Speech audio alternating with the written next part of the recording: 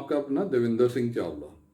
आज फिर मैं आपके लिए एक नया वीडियो लेके आया हूँ। और पहले मैं आपको ये बताना चाहता हूँ कि जो मैंने इससे पहले वीडियो बनाया था कि 10 इम्पोर्टेंट क्वेश्चन का जो मैंने आपको आंसर दिए थे कि जो लोग मेरे से पूछते हैं कनाडा टूरिस्ट वीज़ा के बारे में, जो 10 इम्पोर्टेंट क्वेश्चन मेरे से ज़्यादातर पूछे जाते थे उनका मैंने आंसर दिया था उसमें।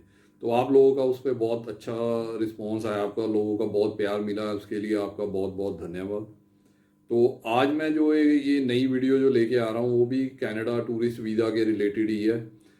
कनाडा टूरिस्ट वीज़ा ले लीजिए, कोई भी टूरिस्ट वीज़ा हो, शेंजन टूरिस्ट वीज़ा हो, ऑस्ट्रेलिया का टूरिस्ट वीज़ा हो, यूके का वीज़ा टूरिस्ट वीज़ा हो, मतलब किसी भी टूरिस्ट वीज़ा के लिए जो अगर आपने अप्लाई करना तो उसके लिए बैंक बैलेंस कितना चाहिए।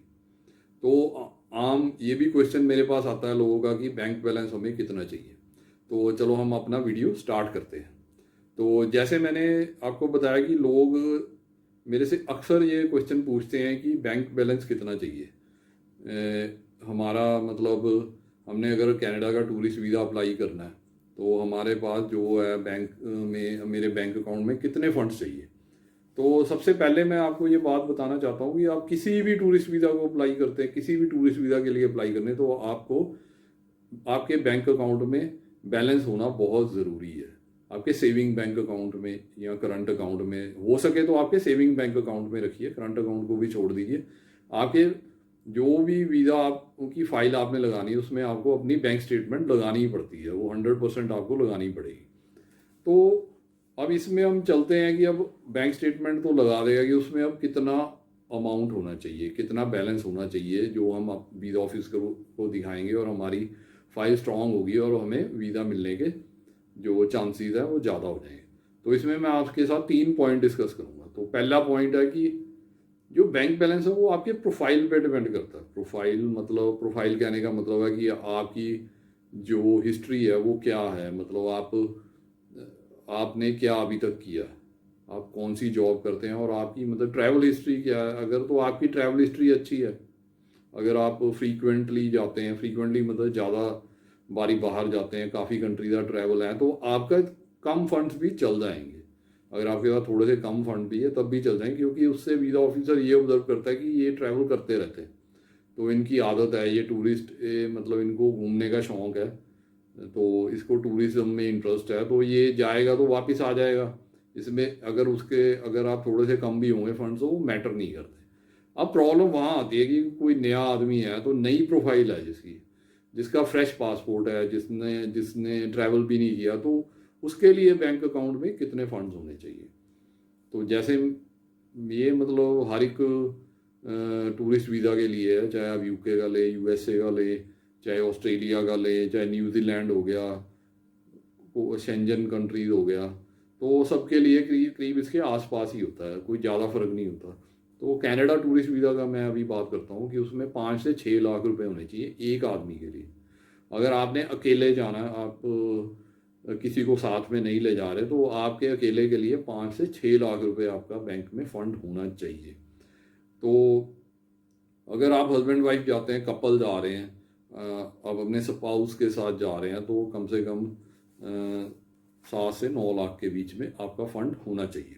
अगर आपके साथ एक बच्चा जा रहा है तो 9 से 11 लाख रुपए होना चाहिए। तो इसी तरह ये फ़ंड बढ़ता जाता है जैसे जैसे आपके मेंबर बढ़ते जाएंगे फैमिली के। तो इस हिसाब से आपको अपना बैंक बैलेंस मेंटेन करना अपने बैंक अकाउंट में। तो इतना पैसा होना ज़रूरी है, तभी आपको मतलब आपके चांसेस बढ़ते हैं आपका वीज़ा मिलने के लिए। अब लोग कहते हैं कि कम फंड नहीं चलेंगे, मतलब मेरे पास स्पॉन्सरशिप है, मेरे पास ये है, मैं मतलब कम में नहीं हो सकता। देखिए, अगर आपके पास स्पॉन्सरशिप भी है तब भी आपको अपनी प्रोफाइल बढ़िया ही दिखानी पड़ेगी, तब भी आपको इतने फंड्स चाहिए ही है, क्योंकि स्पॉन्सरशिप सिर्फ एक सपोर्ट है, वो बेसिक डॉक्यूमेंट नहीं है। स्पॉन्सरशिप में सिर्फ ये चीज़ है कि आपका एक पर्पस और ट्रैवल बन जाता है, आपको ये हो जाता, बस ये शो कर सकते हैं कि मेरा वहाँ पे कोई रहता है, मैं उसको मिलने जा रहा हूँ, बस इतना ही उसको सपोर्ट मिलता है कि आपका रहने की जगह है आपके पास वहाँ पे। बाकी तो आप हमेशा जिसके पास आप स्पॉन्सरशिप पे जाएंगे उसके पास तो रहेंगे नहीं, जितने दिन के लिए आप जाओगे, आप इधर उधर घूमोगे भी, तो उसके लिए फंड्स तो चाहिए। तो प्रोफाइल तो आपको अपनी मेंटेन करनी ही पड़ेगी, आपको डॉक्यूमेंट्स वही सारे देने पड़ेंगे, बस थोड़ा सा आपको उसका प्लस पॉइंट मिलता है, 5 या 10% उसका प्लस पॉइंट मिलता है। तो ये था मेरा पहला पॉइंट। इसमें अब आपको समझ आ गया होगा कि कितने कितने फंड्स आपको चाहिए। तो न्यू प्रोफाइल को थोड़ा ज़्यादा फंड दिखाना पड़ेगा। अगर किसी की प्रोफाइल ऐसी है कि वो घूमता रहता है, उसका टूरिज्म का बहुत एक्सपीरियंस है, तो उसको थोड़ा सा कम भी होगा तो चल जाएगा। तो चलो अब हम जाते हैं दूसरे पॉइंट पे। अब बैंक बैलेंस तो आपने दिखा दिया। तो अब बैंक बैलेंस है, बैंक अकाउंट है आपका। अगर सपोज करो, दूसरा पॉइंट मैं ये बताना चाहता हूँ कि अगर आपके बैंक अकाउंट है, उसमें पैसे भी हैं पर उसमें ज़्यादा ट्रांजैक्शन नहीं है, अगर अगर तो कम ही ट्रांजैक्शन है, अगर 1-2 ट्रांजैक्शन है 1 महीने की, या मतलब आपका अकाउंट इतना एक्टिव नहीं है, तो आप बैंक स्टेटमेंट मत लगाइए उसके साथ। उसकी जगह आप बैंक बैलेंस सर्टिफिकेट कहते हैं जिसको, वो लगाइए आप। बैंक बैलेंस सर्टिफिकेट कैसे मिलता है? आप बैंक, अपनी बैंक की ब्रांच में जाके वहाँ मैनेजर से आप उनके लेटर हेड पे, बैंक के लेटर हेड पे लिखवा के, उनकी स्टैंप लगा के, एक वो आपको स्टेटमेंट बना के देंगे, एक सर्टिफिकेट बना के देंगे कि आपके अकाउंट में इतने पैसे हैं, आपका अकाउंट में जो बैलेंस है आज इतना है। तो वो आप लगा सकते हैं अपनी फाइल में। तो ये एक मेथड है आपका, आपको फंड शो करने का। पर ये एक मतलब ये लास्ट रिजॉर्ट है, मतलब एक, मतलब आपका अगर बैंक अकाउंट एक्टिव नहीं है तो उस केस में लगाना। वैसे तो आप अपने स्टेटमेंट को मेंटेन करिए, उसको, अपने अकाउंट को एक्टिव रखिए और बैंक स्टेटमेंट लगाइए। बैंक स्टेटमेंट सबसे अच्छा मेथड माना जाता है। तो इसमें ये होता है कि जो बैंक बैलेंस सर्टिफिकेट आप लगाएंगे तो उसको वो चेक भी कर सकते हैं। तो मतलब कई बार क्या होता है, कई एजेंट कहते हैं कि हमारे तरह हमारे से लगवा लीजिए, हम बैंक बैलेंस सर्टिफिकेट लगवा देंगे, ऐसे में एफडी लगवा देंगे। तो वो चेक भी होता है, तो वीज़ा ऑफिसर उसको चेक भी करता है। तो आप कभी भी ऐसे मत करिए कि आप किसी और का बैंक बैलेंस सर्टिफिकेट लगवा दीजिए, किसी एजेंट को कह दीजिए वो नकली लगा देगा, किसी और का उठा के लगा देगा। तो ऐसा काम मत करिए, क्योंकि उससे आपको 5 साल का बैन भी लग सकता है। तो इसलिए कभी भी कोई भी डुप्लीकेट डॉक्यूमेंट या नकली डॉक्यूमेंट या गलत डॉक्यूमेंट नहीं देना आपने। तो इस चीज़ का आपने कोई भी जो भी डॉक्यूमेंट लगाना अपनी फाइल में, वो आपने खुद लगाना, खुद देना उसको, खुद पढ़ के उस पर खुद साइन करके देने। कभी भी ये इस चीज़ में मत, इस झांसे में मत आइए, मीठी मीठी बातों में मत आइए कि मैं ये लगा दूंगा डॉक्यूमेंट, ये लगा दूंगा। तो उससे आपका केस खराब हो सकता है, आपके ऊपर बैन भी लग सकता है। तो वो रिस्क आप मत लीजिए। डॉक्यूमेंट आप अपने लगाइए, क्योंकि आपकी प्रोफाइल को वीज़ा मिलना है, आपकी जो प्रोफाइल है उसके बेस पे वीज़ा मिलना है, ना कि एजेंट के कहने से या एजेंट के प्रोफाइल से कोई फ़र्क नहीं पड़ेगा, उसकी हिस्ट्री से भी कोई फ़र्क नहीं पड़ेगा। मैं हमेशा आपको कहता हूँ, वो सिर्फ जो एजेंट है वो सिर्फ आपकी फ़ाइल लगा सकता है, इससे ज़्यादा आपका कोई हेल्प नहीं कर सकता। और जो फाइल है उसमें डॉक्यूमेंट है वो आपके ही लगेंगे। अगर वीज़ा मिलेगा तो आपको मिलेगा, अगर रिजेक्शन होगी वीज़ा की, फाइल आपके फाइल की रिजेक्शन होगी, उससे एजेंट को कोई फ़र्क नहीं पड़ेगा, किसी थर्ड पर्सन को कोई फ़र्क नहीं पड़ने वाला। तो इस चीज़ को हमेशा अपने दिमाग में रखिए। तो अब हम चलते हैं तीसरे पॉइंट पे। तीसरा पॉइंट ये है कि अब मैं आपको इसमें बताता हूँ कि डिफरेंट डिफरेंट कंट्रीज में कितना बैंक बैलेंस आपको होना चाहिए, कितना आपके अकाउंट में पैसा होना चाहिए। मैं आज के टाइम के हिसाब से बात कर रहा हूँ कि आज जो वक्त है, इस टाइम में, मतलब आजकल जो चल रहा है माहौल, उसके हिसाब से इतना पैसा होना चाहिए। तो ये एक एक पर्सन के लिए मैं बता रहा हूँ कि एक आदमी के लिए अगर उसने ट्रैवल करना। तो पहले लेते हैं कनाडा। कनाडा टूरिस्ट वीज़ा के लिए 5 से 6 लाख के बीच में आपके पास कम से कम होना चाहिए, उससे ज़्यादा हो तो बहुत अच्छा। और हम फिर दूसरे नंबर पे चलते हैं, यूके या इंग्लैंड में। इंग्लैंड में आपके लिए, आपके पास कम से कम 4 से 5 लाख के बीच में होना चाहिए एक आदमी के ट्रैवल करने के लिए। तो अब ये अभी इस स्क्रीन पे भी आ रहा है, साथ में आप देख सकते हैं। और नेक्स्ट जो स्क्रीनशॉट है उसमें भी इसको मैं डिस्प्ले करूंगा, उससे नोट कर सकते हैं कि कितना कितना बैंक बैलेंस होना चाहिए। अब हम चलते हैं शेंजन वीज़ा। शेंजन को शेनेगन वीज़ा भी कहते हैं कई लोग, शेंजन वीज़ा भी कहते हैं। शेंजन वीज़ा जो वैलिड होता है 26 कंट्रीज़ के लिए होता है। जो शेंजन कंट्रीज़ है 26 कंट्रीज़ है, उसके लिए आपको 3 या 4 भी चल जाता है, 4 से 5 लाख भी चल जाता है। तो इस बीच में उसमें पर पर्सन के हिसाब से, आपकी आइटनरी के हिसाब से कौन से कंट्री में जा रहा है, तो 3 से लेके 5 लाख के बीच में आपका जो फंड है, आपका बैंक बैलेंस होगा तो आपका चल जाएगा। और इसके बाद आते हैं हम यूएसए। यूएसए में क्या है कि यूएसए में भी कनाडा के जितना ही खर्चा आता है ऑलमोस्ट, थोड़ा सा ज़्यादा या कम हो सकता है। मतलब उसमें भी 5 से 6 लाख रुपए आपके अकाउंट में होना चाहिए। तो आपकी फाइल स्ट्रांग होती है तो आपको वीज़ा मिलने के चांसेस अच्छे होते हैं। तो उसके बाद आता है ऑस्ट्रेलिया या न्यूजीलैंड, जो भी है उनके लिए भी कनाडा का जितना ही खर्चा आता है आपको उतना ही फंड दिखाना पड़ेगा, 5 से 6 लाख के बीच में।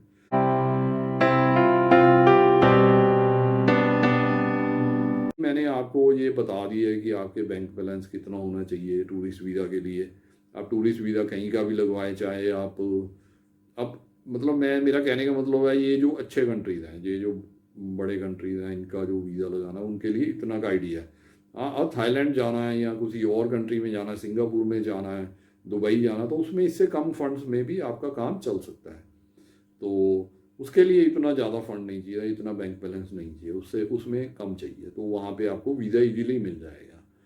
तो ये था मेरा आज का वीडियो, जिसमें मैंने आपको बताया कि कितना बैंक बैलेंस आपको रिक्वायर्ड है।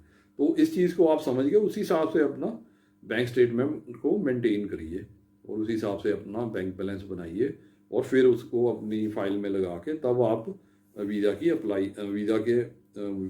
लिए फ़ाइल को आप अप्लाई करिए। तो इसके बाद मैं आपको बताता हूँ कि मैंने आपके लिए एक ये बुक लिखी है, जैसे मैंने और वीडियो में भी बताया, पिछले वीडियो में भी बताया था कि ये मैंने आपके लिए स्पेसिफिकली आप लोगों के लिए बुक लिखी है, ताकि आप अपने आप 10 ईयर मल्टीपल एंट्री वीज़ा भी कहते हैं जिसको, कनाडा टूरिस्ट वीज़ा भी कहते हैं इसको, TRB भी कहते हैं और विजिटर वीज़ा भी कहते हैं। उसके जो लोग कनाडा जाना चाहते हैं वो ख़ास करके उन्हीं के लिए मैंने बुक लिखी है। इसमें मैंने सारे डॉक्यूमेंट्स का स्पेसिमन सैंपल इसमें दिया हुआ है, कौन कौन से फॉर्म आपने भरने हैं उसके बारे में भी बताया हुआ है, और फॉर्म कैसे भरना है वो भी इसमें सारा एक्सप्लेन किया हुआ है, इसका सैंपल दिया हुआ मैंने। तो आप इस बुक को लेके अपने आप अपनी फाइल बना सकते हैं, किसी एजेंट या कंसल्टेंट के पास जाने की भी ज़रूरत नहीं है। ये इस बुक की कीमत है सिर्फ 450 रुपये, 450 रुपीज़ ओनली। अगर आप मुझे 450 रुपीज़ फ़ोन पे या पेटीएम या गूगल पे से भेजते हैं तो मैं आपको ये बुक आपके एड्रेस पे रजिस्टर्ड पार्सल या कुरियर से भेज दूँगा। इसके अलावा मैं आपको जो एक ऑफ़र देता हूँ हर एक वीडियो में, उसके बारे में मैं आपको बताना चाहता हूँ कि अगर आप अपनी फ़ाइल बनवाना चाहते हैं कनाडा टूरिस्ट वीज़ा के लिए, तो बिल्कुल फ्री ऑफ कॉस्ट बनवाना चाहते हैं, तो आप मुझे कॉन्टैक्ट कर सकते हैं। मेरा फ़ोन नंबर नीचे डिस्क्रिप्शन में दिया हुआ है, तो आप मेरे से अपॉइंटमेंट फिक्स करके मेरे ऑफिस में आके अपना जो कनाडा टूरिस्ट वीज़ा की फ़ाइल है बिल्कुल फ्री ऑफ कॉस्ट बनवा सकते हैं और अपना वीज़ा अप्लाई कर सकते हैं और अपने लिए वीज़ा ले सकते हैं। तो ये था मेरा आज का वीडियो। उम्मीद करता हूँ कि आपको मेरी जो भी मैंने इसमें बातें बताई हैं, जो भी पॉइंट्स बताए हैं, आपको पसंद आए होंगे, आपको आपके डाउट क्लियर हुए होंगे, आपका नॉलेज बढ़ा होगा थोड़ा। तो अगर आपको मेरा वीडियो पसंद आया तो मेरे वीडियो को लाइक करिए, उस पर कमेंट दीजिए और इसको शेयर करिए अपने फ्रेंड्स, रिलेटिव्स और फैमिली मेम्बर्स के साथ। ये कई बार ऐसे होता है कि आपको इस चीज़ की नॉलेज नहीं चाहिए होती, आपके फ्रेंड्स को चाहिए होती है, रिलेटिव्स को चाहिए होती है। अगर आप उनके साथ शेयर करेंगे तो उनको ये नॉलेज मिलेगी। यही मेरा मेन मकसद है इस वीडियो बनाने का। और अगर आप इस चैनल पे नए हैं तो मेरे चैनल को सब्सक्राइब कर दीजिए, या उसके बाद जो उसमें बेल आइकॉन आता है उसको भी प्रेस कर दीजिए, ताकि आपको मेरी नई वीडियोस की नोटिफिकेशन टाइम टू टाइम मिलती रहे। Okay, bye.